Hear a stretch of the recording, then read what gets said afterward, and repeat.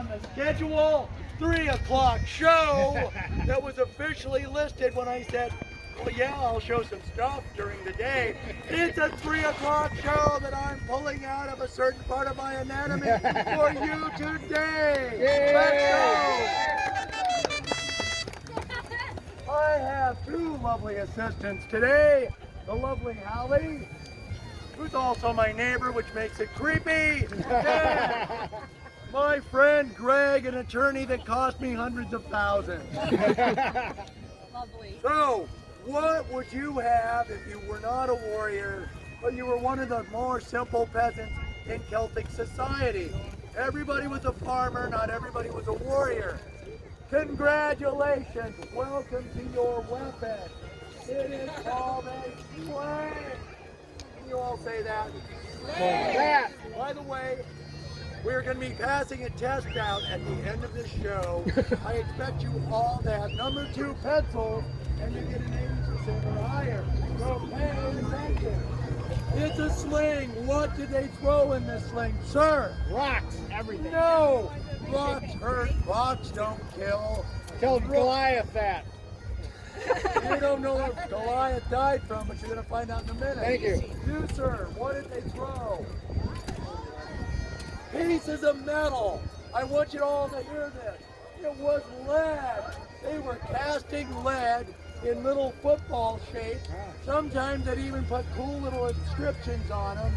And then they would take it and they would sling it. You know, we've all seen Hollywood, right? And they take it and go like this and let it go. How do I say this? Ball pucky. The way you use a sling, and I can't demonstrate it because of where we are. I would go this direction. You actually have your release on this finger, hold it with that on the finger, and you would simply throw it hard overhead and release. And you would send that, and you would end up with what we now know as terminal velocity of the lead projectile raining down on the Romans. There are a lot of Romans that died thanks to this sling. Lead balls, basically, shaped like footballs. Now, what do you do if you aren't a slinger? You have this cool thing. What is it? Where's the bow this big enough to shoot this? It's like a spear, but smaller. Dart. What do you think they call it? A javelin or a dart. And it would be thrown Stick with point. at your opponent. And you would have people throwing those and people swinging. And what do you do if you're Hallie size? You get an adorable little dart of your own. You'd probably have like 6 or 10 of these, and you too would be throwing them at the opponent. Poor Hallie, her socks, she doesn't have enough weight. That's the real killing one. And if you can be up above, throwing it down, you end up with that phrase again, though they didn't understand it, terminal velocity. That thing will bury teeth into a Roman if you're above them and you throw it downward. Gravity is not just a good idea, it's a law. We all in agreement? Yeah. So guess what? We are in the BC era. Ignore my medieval lower half. Oh, rule number 1 of David. Holy Agus. I've been put on the schedule to do a show. What show is? No photos of my waist down because I'm only going to have time to put on the top half of period clothes. No photos below the waist. We good?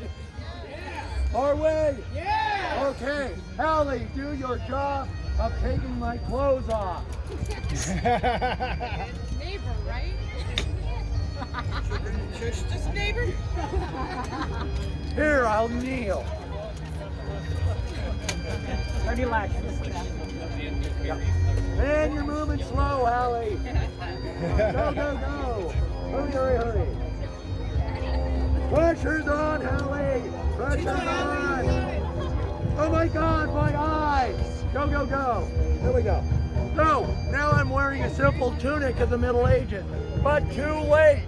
We're going to the year 1000. Trust me, Hallie. She's I'm so gonna get you back on the next road. And the one, you make sure that's to the front. Now this one has a really cool thing holding it shut that can take my eye out. And here, backwards, backwards. Oh my God, Hallie, oh my God, Hallie. My eye, Hallie. My arm, my arm. I can't find my arm. Thank you. And there we go. No problem. Hey, I need my belt, Hallie. You made it seem like you can't Belt do me, anything. Hallie, belt me. Go ahead, belt him.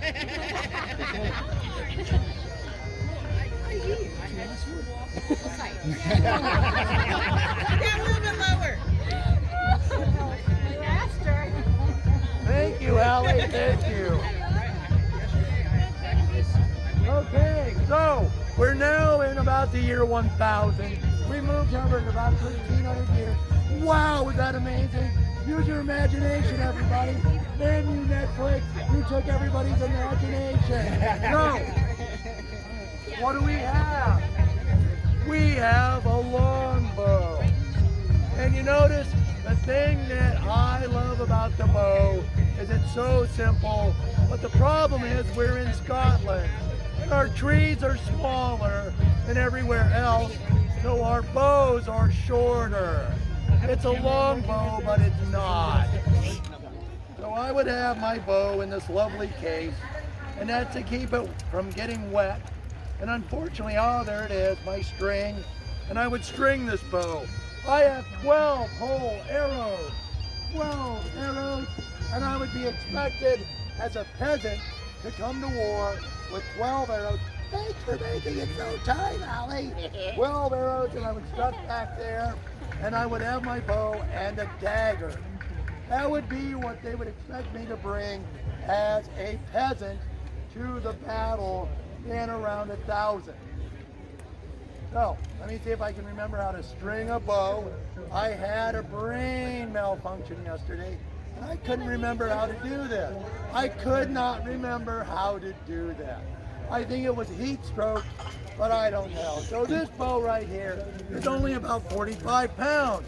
So it means I can take one of my incredible arrows back in this, and I can fire it 100 yards in the air, or I can shoot it straight on to about 50 yards very accurately. But then we have, at this point in time, the onset of the English archers, and Greg is going to step up and take it for a minute. Thank you, Dave. Now, I represent the English army invading Scotland in the end of the 13th and beginning of the 14th century. I don't want to be here. I don't want to be in Scotland. I lost my boots to the mud. I'm walking around with no shoes on. I write for a living. I got brought into this against my will, but I have to be here, and I want to make the Scottish pay for this. So I have a secret weapon. I have two secret weapons. I've got this wonderful half-inch warbow arrow with a bodkin point on it, the latest medieval technology. This point will rip through any light armor, any mail armor. In fact, right here, I fired these from my 120-pound warbow into a mail gauntlet, and it goes right through it, no problem at all. So if you think you're going to rely on mail armor or light fabric, think again. It'll go right through them. And that's a huge advantage that the English had. Enough of these bows, these powerful long bows that come from Wales, and unfortunately they're not going to let me shoot anybody. But the basic idea is, and this is my lighter warbow to save my shoulder, but the basic idea is you draw with your entire body back all the way to your ear and launch immediately. And these are good out to 200, 250 yards. They are devastating anti-armor weapons, and I think I brought, yeah. They also have broadhead versions that will cut through fabric armor and flesh very, very quick. Oh, thank you, sir. Yeah, I did have one. Broadhead arrows that will cut through fabric armor if I would need to get through that might bog down a bodkin. Razor sharp. So that's our secret weapon against these darn Scottish people. And that weapon was used very effectively by Edward Longshanks in his battle to destroy the treacherous Braveheart, William Wallace. and it worked very well. Unfortunately, his son didn't know how to use archers properly, and that's why Robert the Bruce won at Bannockburn. It's the only reason. If the archers had been deployed properly, the Schulfrens would have been wiped out. Now, we have jumped forward to 1388. We've got the English beside us. Don't go, no, don't go yet. And I have the same damn incredible, underpowered, undersized Scottish longbow known as a short bow. Now ladies, please confirm this for me. Hold up your bow. It's not the size, it's how you use it. Also, check the subtle difference in my arrow to his arrow. Okay, so obviously, we still had bows. You did not want to be a Scottish archer. We have terrible bows compared to the English with their Welsh bows. Now, what does that mean? It means we're in a magical time of history. It means that, Allie, help me, Allie, help my spleen. Take the bow. Thank you. What it means is things are changing rapidly on the battlefield. Like that, we don't care about the night. We're talking about things that are got thrown or shot. And now that you mentioned that, what I need to do, and these were wildly popular in Scotland, in the Highlands, in the Lowlands, on the border, is what you would might call a crossbow. Belt me, Hallie, belt me.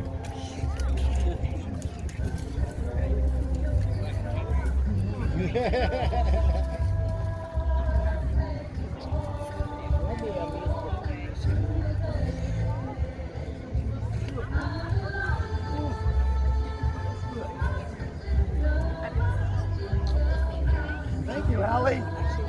Crossbows, also known in Scotland as a light latch. Now, I want you to look at this. Piece of wood. We got wood this long in Scotland. Yeah, now we're talking. You can make the bow out of metal or you can make it out of horn or wood. This one here, no, we're trying to match his longbow. This is 175 pounds. 175-pound crossbow, known as a light latch or an arbalest. Because of its weight, for me to do it, I have to set it up with this little roller nut ready to be cocked. I need to stand and shift my weight, and I need to put my foot on this without falling down and cock it all the way back. Now, I have a bow ready to fire. I do not want to release this without a weapon, a bolt in it. By the way, these little miniature arrows, aren't they adorable? I want you to remember this. You will see this again. These little arrows are called quarrels. Quarrels. Did you get that, ma'am? Quarrels. If you have any questions, you can have a quarrel. What's quarrel? That's what it's based off of. This is a quarrel. In older English, to have a quarrel with someone meant you were going to put one of these through them. Okay, are we all clear with that? Now, I am going to make this weapon live. Everybody be very, very afraid. And the way for me to fire this is I must push this lever inward. Now, who here shoots guns, modern guns? You hold your hand like this, right? Don't. No. The string will take your fingers off. You have to grip it down here like this and pull the trigger. 175 pounds in the ground. This, what was this called again? A light latch. This is a light powered crossbow for individual use. I can fire about one shot a minute with it, maybe two. He can shoot 6 shots a minute. My little bolt won't go as far as his arrow, so I'm about 150 yards to his 300. And what I have to do is have 5 of us standing together behind a shield, and we each stand up and shoot as we're loaded. Except the Scots never did that, That was in the continent of Europe. We just today took shots at people. We weren't smart. Now, things keep changing. By the way, I'll need one of you girls. I'm not going to go around here somewhere. We're not leaving. Where did it go? Allie, take the crossbow, put it down. Allie, take my belt off, please. Unbelt me, Holly.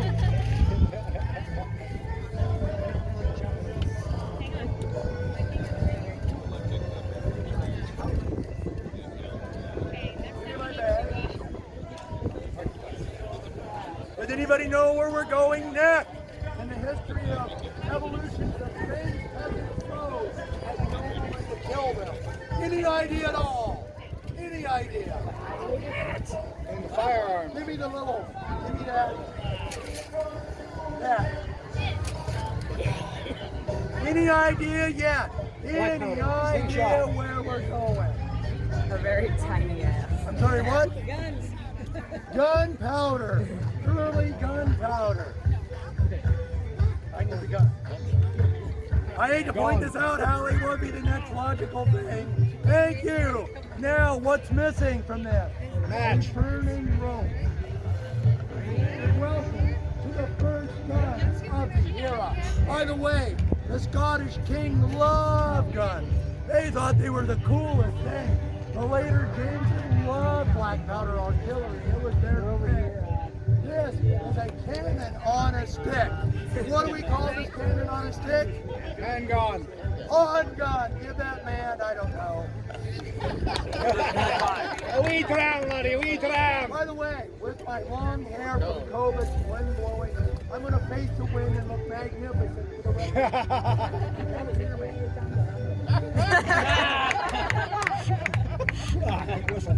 Now, the way I would do this is I would pour some powder. I would have a burning rope in this.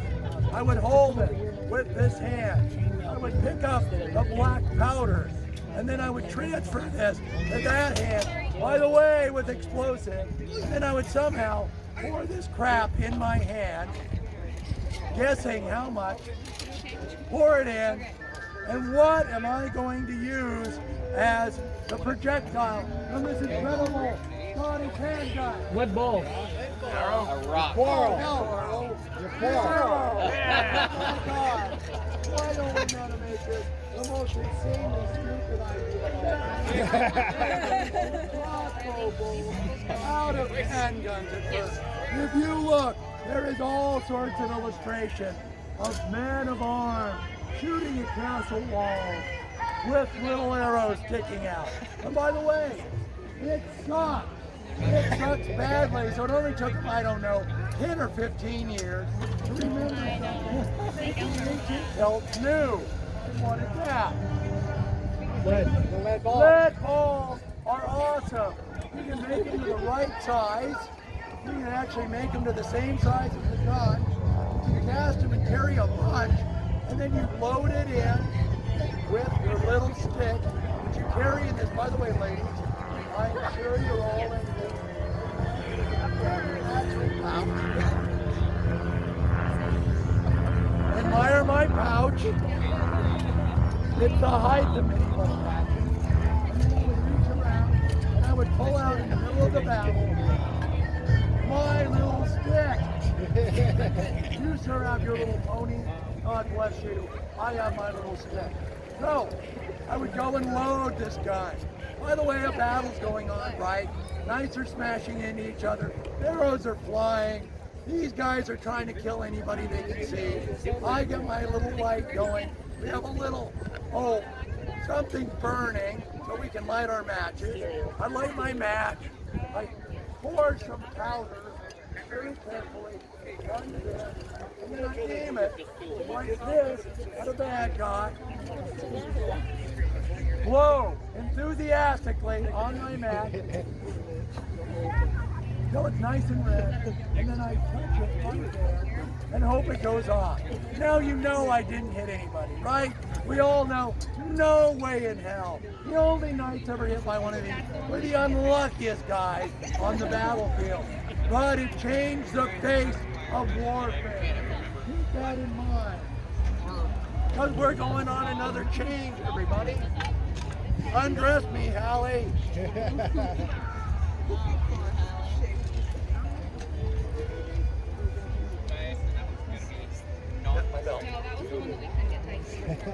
One good kick.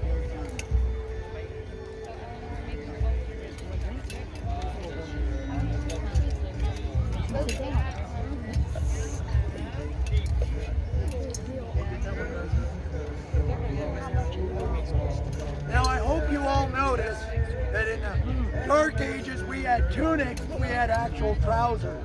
Then we get into the 1000 AD and we're wearing long tunics with tied hose. The trousers have gone away. You're wearing underwear that ties to your stocking and are held up with garters.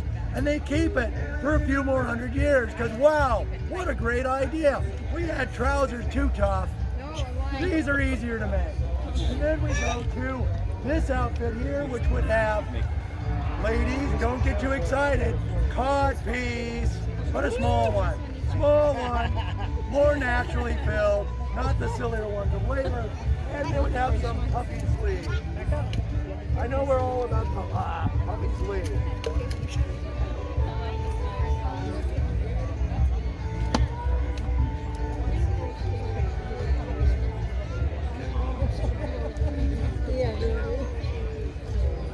Honey, I'm home. Okay, here. Know me, Hallie.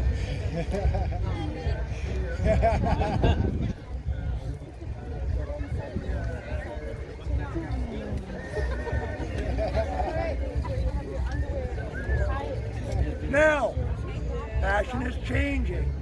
So are the hats. Ladies, wait till you check out my pimping hat.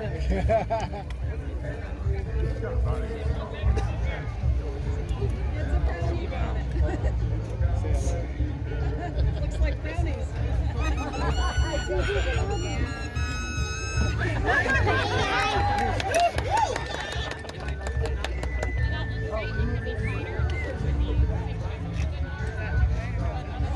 What people are going to say about artifacts. Guess what we have come to, ladies and gentlemen? A major advancement in gunnery. It is what's known as the arquebus. And the arquebus looks like a real gun now, doesn't it? Mine too. Do we see the resemblance?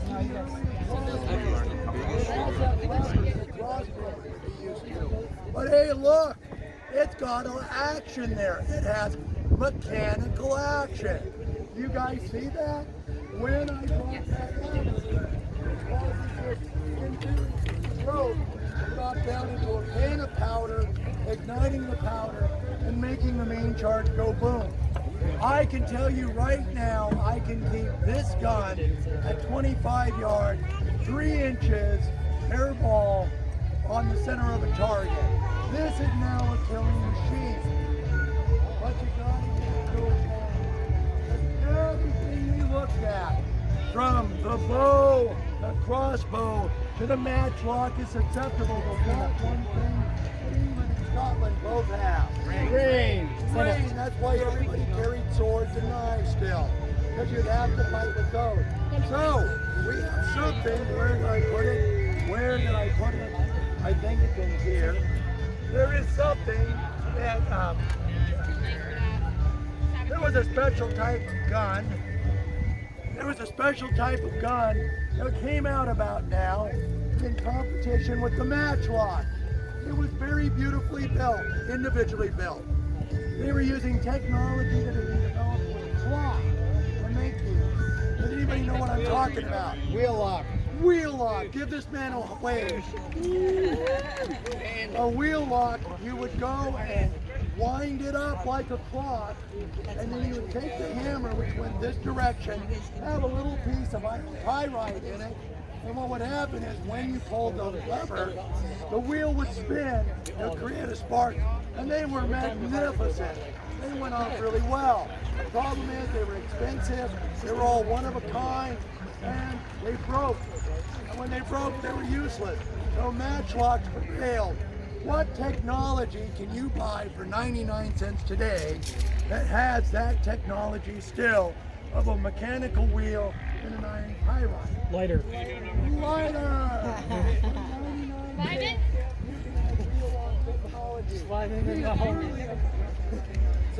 But sir, the best part of this is I'm going to light my match with this modern technology, and we're going to make a little black powder go poof. I cannot make it go boom. I do not want to hear Palmer police shouting, taser, taser, taser, or he's got a gun, so I can't make it go boom, but I can make it go poof. Come on, you want to see him go poof? Yes! It's not a gun. It is a gun. So what I Not have to according to do the is NFA. get the match away. By the way, I'm a Marine safety officer through the NRA. I'm going to tell you Again, it's not a firearm. It's a non-gun. Yeah, I know. Federal law. Semantics, baby. You probably be a lawyer and you'll understand better. Nobody else ever does.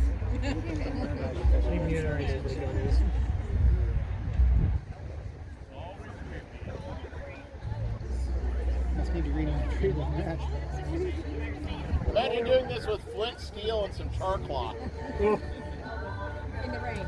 In the rain. In the rain. You're in a battle. No pressure. Well, once again, this is why we carry swords. I can club you with this. This becomes a very effective club, and I would swing it as such. And this is a specially treated rope. It's been soaked in a vinegar and saltpeter very well. It's very hot. Now we got something going, don't we?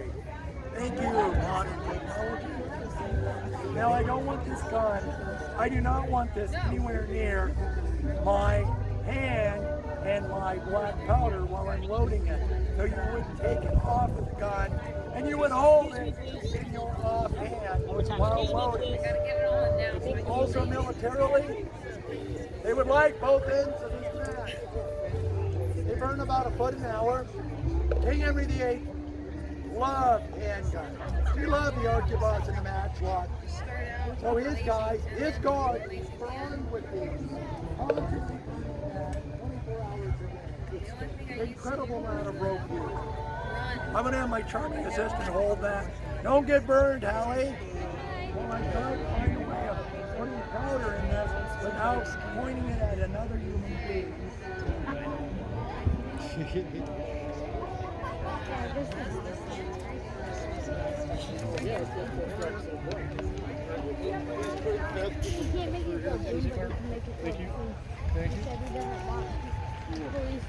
Now, we're in the middle of a battle.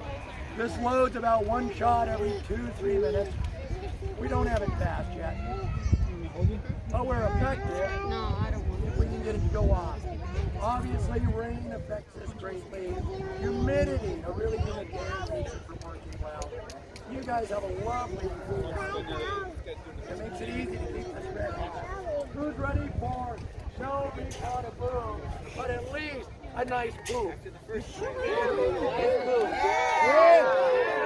In today's COVID world, this is like $30 worth of black powder. Stop right there, sir.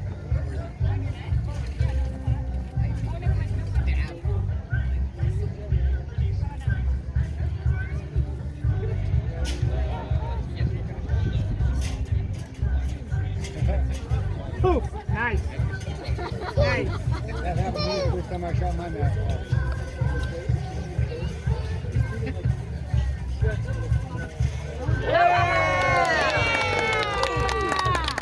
My next tap, you're going to hear me swearing as I burn my fingers trying to put this out because they're trying not to go out.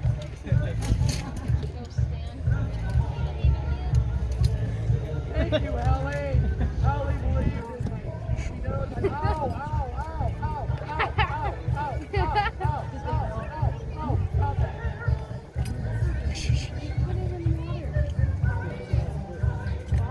I man fighting forest fires. We're not starting one today. And the match is out. That was harder than making it go off. Now, things are changing. And the thing that's changing is my clothes. Allie, do your job. My hat. No. Everything's changing, Allie. We're going forward in time. It's a time warp, everybody.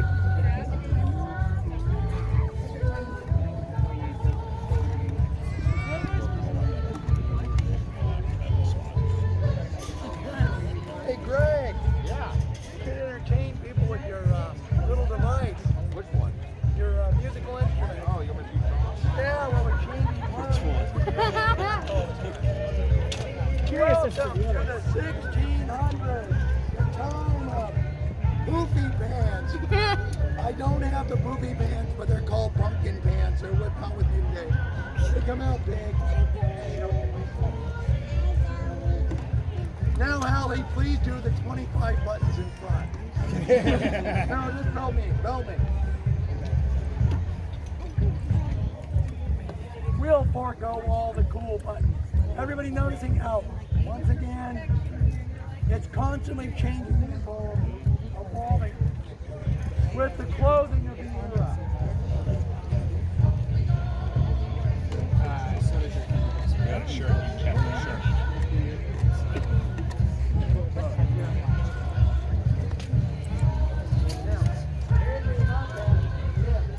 Guess what is still in this era? By the way,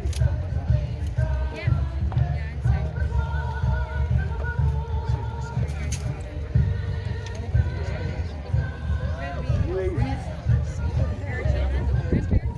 Now I didn't bring the right hat. It actually looks the same, only it's really big and floppy. Big floppy Elizabethan era hat. I might have a little ruff around here, I might not. And I would have, most likely at the start of this era, a matchlock. They loved them in Scotland, don't ask me why. Matchlock, matchlock, matchlock. And they could control the match. No, Oh, that's what we have going on. Oh, wait a minute. Hallie, you're moving down the cup. Things are changing.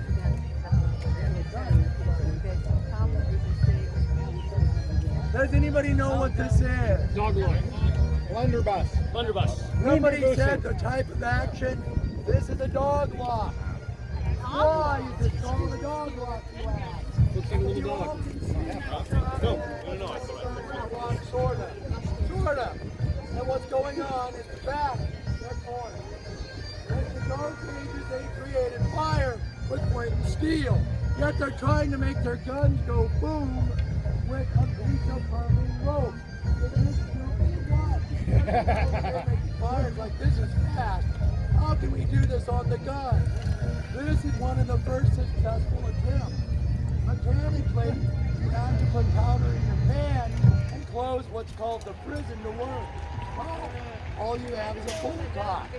So if you walk around with your gun primed on full cock and somebody bumps your shoulder, your gun goes off. Whoops! I just shot you in the back, buddy. Sorry. So what they had to do is they put the half-cock knife mechanically in this little dog-shaped object. I'm moving with my finger and a cutout on the hammer. So I pull it back. I find that magic spot like this. Now I can prime it, close it, and when I have to shoot it, the dog falls away when I go to full cock. The first functioning flintlock, but it's called a dog lock by the way they made it work. Make sense? Yep. Welcome to the quick visit to this century. Now we're moving on. Dress me, Hallie, dress me. We didn't want to do all 35 buttons on this or whatever it is. Now we're going to the 18th century.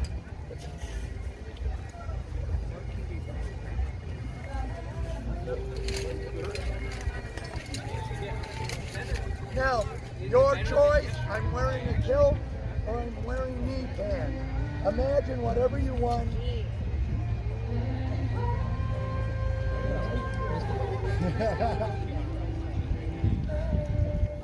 You have one job, Allie. You have one job. And these people don't have to wait. She's got a troublesome mannequin. Okay. Now, the great thing about 18th century Scotland is an incredible use of language. This is what I carry 11 pre-made cartridges in. I wear it on my belly. What do we call it in England and Scotland in the 18th century? What clever name would we come up with to describe this miracle way of carrying rounds ready to go? Well, I can fire 3 shots a minute. Anybody? Either a cartridge box or a belly box. Belly box. What's going on my belly? Ellie, do your job. You're slacking. Okay, ladies, you can imagine a kill. It's a Highland game. Guys, you can pretend I'm English with the knee.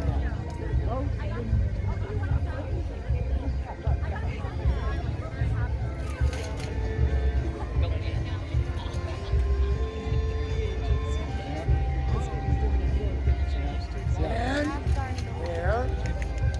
Because it's all about winning. Ladies. I love the cue.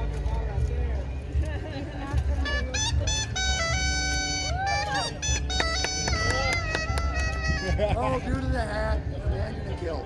Okay, we're coming up on the end. And what we got here, and the lovely Hallie will show you. This is the size musket ball, an ounce of lead. It's almost an inch in size, and what the flint looks like that powers this musket. I have in my hand an 11-pound military musket.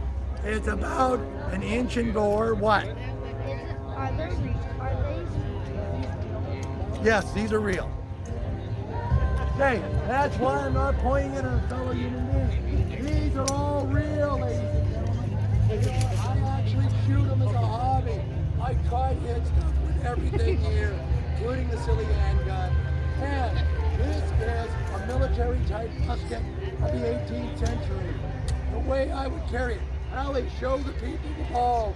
Hallie, show everybody my balls, please.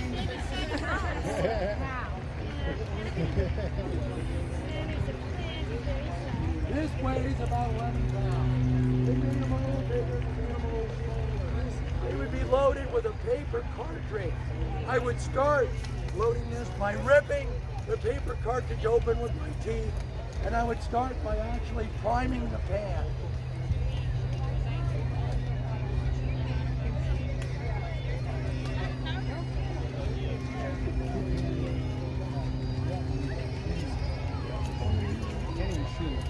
Now I'm priming it today from a horn because I don't have a whole cartridge to use today, nor would I want to because I can't do I can't do a blank charge for you guys today. Now this gun is on what's called half cock. It's now internal. It stays on half cock as a safety, ready to fire when I have to cock the rest of the way. Who of you were old enough that you had a dad go, son, you got there. Son, don't you go off half cock now. Yeah. That is what this is from. The old flintlocks that were carried in the Revolutionary War. That is what that American expression comes from. To fire this gun, I must prime, place, pour the powder in, ball. Ladies, you're gonna love the way I use my hands. Ramrod up twice, flip, place, ball, twice, turn, return the rammer. Now, I can place the gun up, I can cock it, AJ.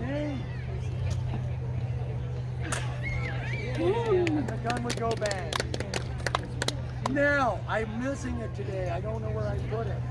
We're almost done. I don't know where I put it yesterday. I brought a can of percussion caps. What does that have to do with Scotland? Rain. Well, in 1800, there was a Presbyterian minister who loved to duck hunt. When he wasn't in church, he was duck hunting. But he was duck hunting with double-barrel flintlock guns. And in rain, what did he do? Rains in Scotland. Very unreliable. So he designed a nipple.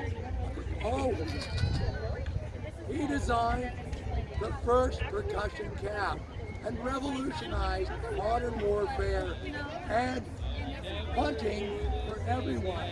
A little piece of ground with explosive shards that you would put on a nipple. The hammer would strike it.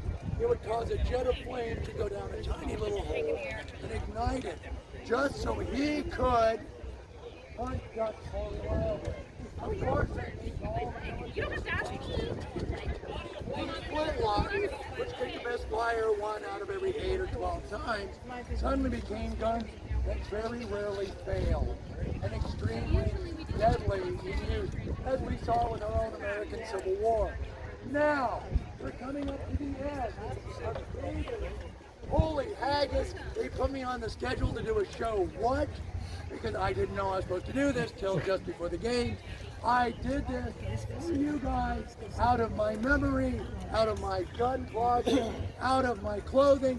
I hope you enjoyed. Yeah! Did you learn anything? Yeah. Before I let you go, we've got a couple things going. We've got some guys who have been armoring up. They want to fight for you in 14th century style. It is not choreographed. They are going to try to win. I need to get my crap out of the way. They're going to have a lovely martial fight for you. And then we have at 4 o'clock. Well, I'm going to be doing an announcement. Very important to Scottish history, the declaration of Arbroath. I may just do it here. I'm thinking after the fight. This would be a good one. Yeah. That sounds good. 4 o'clock, right after the fight. Yeah, come in. That's what actually kicked the whole Scottish War of Independence off. We are the Historic Reconnaissance Guild.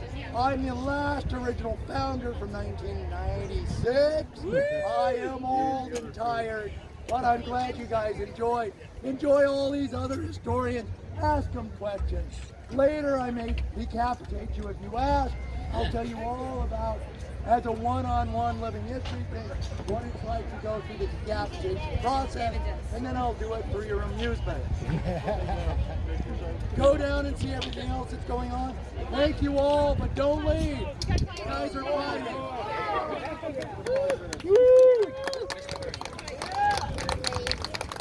Did Hallie get a hand? Oh, and my charming assistant, Hallie.